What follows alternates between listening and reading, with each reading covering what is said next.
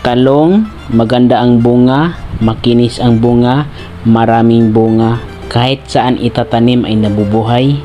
Gusto niyo rin ba makaharvest ng maraming bunga? Ito yung mga idea na ipapakita ko sa inyo kung paano siya tinatanim at paano inalagaan. Sa bidyong ito, tapusin mo lang panoorin at madali mo itong matutunan. Tara na, umpisahan na natin ang pagtuturo para magkaroon ka ng idea sa pagtatanim ng talong. Ang unang gagawin dito, kailangan natin magpunla ng buto ng talong. At madalas ito ginagawa ang pagpupunla kumpara doon sa pagdadirect. Sa pagpupunla, makikita mo kasi dito ang pagtubo niya ay pantay-pantay. Sa pagpupunla, iba't ibang paraan at diskarte ang ginagawa.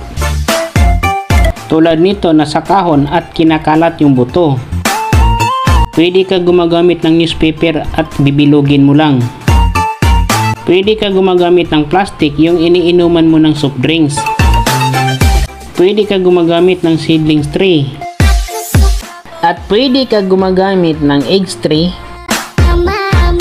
Ipapakita ko sa inyo ang pagpupunla para magkaroon ka ng idea. Ang una, kailangan natin mataba ang lupa para manatili malusog ang iyong seedlings habang sumisibol ito. Ang kailangan natin sa lupa, malambot, buwaghag at mataba. Ang mataba na lupa, makikita nyo ito sa basurahan at sa compost. Pero kung wala kayo niyan, huwag kayo mag-alala. Pwede kayo gumagamit ng loam soil at kumpleto na ito sa mga papataba. Ang loam soil mabibili niyo sa agriculture supply, garden shop, pwede rin sa online, Lazada at Shopee. Ang idea naman na gagawin natin, kahit sa bahay lang tayo, ay pwede tayo makapagtanim. Pwede kayo gagamit ng pots, plastic galon, balde, planggana, polybag at iba pang mga bagay na sisira dyan sa inyo ay pwede niyong gamitin. Ngayon ay bibigyan ko kayo ng idea kung paano magpunla ng buto ng talong. Pwede kayo gumagamit ng baso ng styro, lalagyan ito ng butas para ma-drain ang tubig tuwing kayo ay nagidilig. Dapat ang lupa mo ay mataba palagi. Ang paglagay ng buto ng talong sa lupa, dapat ang lalim nito is 1 cm lang. Ang buto ng talong, available ito sa tindahan ng agriculture supply at available ito sa online, Lazada at Shopee. Ilagay ang buto sa butas at tabunan ito ng konting lupa. Pagkatapos niyan, kailangan niyo itong diligan. After 7 to 10 days, ganito na siya kahaba yung seedlings. Sa ganitong edad, kailangan niyo pa rin itong diligan para masuportahan ang kanyang pagtubo. Siguro gawin nyo dito ay every 3 days ang pagdidilig.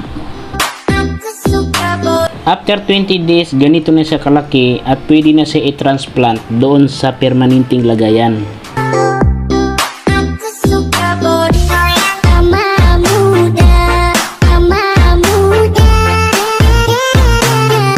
Pagkatapos niyan, kailangan nyo itong diligan para mabasa yung ugat niya. Kung sa tingin nyo malaki ang iyong paso or container, pwede kayo maglagay ng 2 seedlings. After 28 to 30 days, ganito na po siya kalaki. Mabilis na ang kanyang paglaki sa ganitong edad. Sa ganitong edad ay pwede na po kayo mag-apply ng fertilizer. Bago tayo mag-apply ng fertilizer, sasabihin ko muna sa inyo ano ang buhay ng talong. Ang talong, tumatagal ito ng 2 years to 3 years. Ang kanyang pagtagal ay depende sa pag-alaga. So anong gagawin para tumatagal? Para tumatagal ang talong ay gagamit po tayo ng organic fertilizer. Ang organic fertilizer, pinahaba ang buhay ng gulay at halaman dahil wala itong kemikal. Ang organic fertilizer ay pwede kayo gagamit ng animal manure tulad ng dumi ng karabaw, dumi ng baka,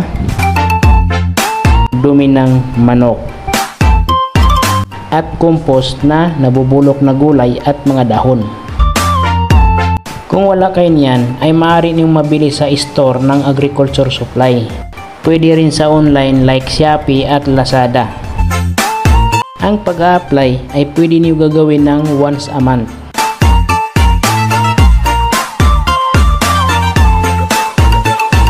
Pagkatapos na mag-apply, kailangan niyo itong diligan para ma-absorb agad yung vitamins ng lupa. Pagdating naman sa uod or piste na kumakain sa inyong gulay, ito ang gagawin natin. Gagawa tayong natural na ito yung pang-spray sa uod at mga paru-paro or apid. I-try nyo lang ito. Kumuha ng tubig 1 litro. Lalagyan ito ng 1 kutsarang dishwashing liquid. Lalagyan pa ito ng 1 kutsara na vegetable oil. Lalagyan pa ito ng 1 kutsarang suka. Isprayhan mo lang ito tuwing hapon, mga alas 6 ng gabi or alas 7 ng gabi. Ang pag-spray ay pwede nyo gagawin 1 or 2 beses sa isang linggo. Depende kung meron kayong nakikitang mga insekto. After 50 to 60 days, nagsimula na po ito pamulaklak. Kung napapansin mo, ay unti-unti nang bumubuka ang mga bulaklak. After 80 days, lumabas na talaga ang kanyang bunga. Ito ay palaki ng palaki na hanggang maging ma-harvest. Kahit malaki na siya, kailangan pa rin itong diligan. Tingin niyo ay medyo natutuyo, diligan niyo ulit. After 90 days, harvesting time na. So pwede na kayo mag-harvest. After 5 days ulit, harvest na naman ulit kasi yung maliit ay palaki ng palaki na din yan. Kung bago ka pa lang sa page na ito at hindi ka pa nakapalo, please i-follow mo para updated ka sa mga susunod kong upload na mga bagong videos. Kung meron kang natutunan sa video ito, huwag mo kalimutan i-share ang video na ito.